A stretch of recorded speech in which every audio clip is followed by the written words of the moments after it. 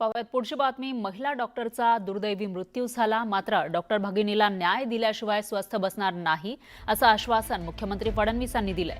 तर या आत्महत्या प्रकरणामध्ये रणजित निंबाळकर यांचं नाव घुसवण्याचा प्रयत्न केला गेला असं म्हणत रणजित निंबाळकर यांच्यावरचे आरोप फडणवीसांनी फेटाळले।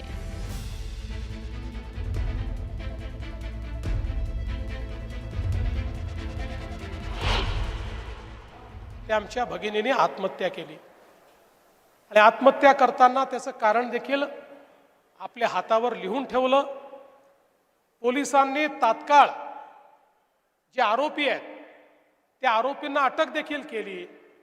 त्यातलं जवळपास सगळं सत्य हे बाहेर येत आहे आणि कुठल्याही परिस्थितीत आमच्या या लहान भगिनीला न्याय दिल्याशिवाय आम्ही स्वस्थ बसणार नाही, हा देखील निर्णय आम्ही घेतला। अलीकडच्या काळामध्ये प्रत्येक गोष्टीत राजकारण घुसवायचं अशा प्रकारचा अतिशय निंदनीय प्रयत्न या ठिकाणी होताना पाहायला मिळाला आणि काहीही कारण नसताना या ठिकाणी रणजित दादांचं, सचिन दादांचं नाव याच्यात घुसवण्याचा प्रयत्न करण्यात आला। या महाराष्ट्राला देवाभाऊ माहिती आहे। एवढीशी जरी शंका असते प्रोग्राम रद्द करून या ठिकाणी आलो नसतो। जिथे माझ्या लहान भगिनीचा विषय आहे तिथे कुठलंही कॉम्प्रोमाइज मी करत नाही, पण त्याच वेळी अशा प्रकारे जसं सचिन दादांनी मगाशी सांगितलं, प्रेताच्या टाळूवरचं लोणी खाण्याचं राजकारण कोणी करत असेल आणि प्रत्येक गोष्टीत केवळ राजकीय भूमिका ही घेण्याचा प्रयत्न कोणी करत असेल तर तेही सहन करणाऱ्यांपैकी मी नाही, त्याला उत्तर देणाऱ्यांपैकी मी आहे, हे देखील या ठिकाणी समजून घेतलं पाहिजे। दरम्यान या प्रकरणामध्ये आरोपींना अटक झाली आहे आणि फास्ट ट्रॅकवर खटला चालवण्यासंदर्भात उपमुख्यमंत्री एकनाथ शिंदेंनी भाष्य केलंय। त्याला अरेस्ट केलेली आहे बिलकुल, आणि त्यामध्ये झालेले प्रकार दुर्दैवी आहे, दुर्भाग्यपूर्ण आहे आणि निंदाजनक आहे।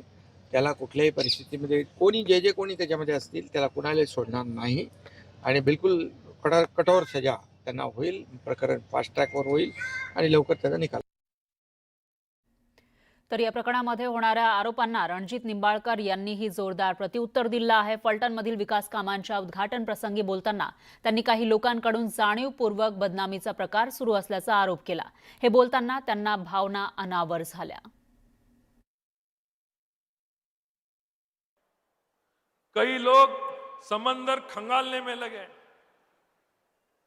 हमारी कमियां ढूंढने में लगे, उनकी खुद की लंगोटी फटी है और हमारे ऊपर कीचड़ उछालने में लगे।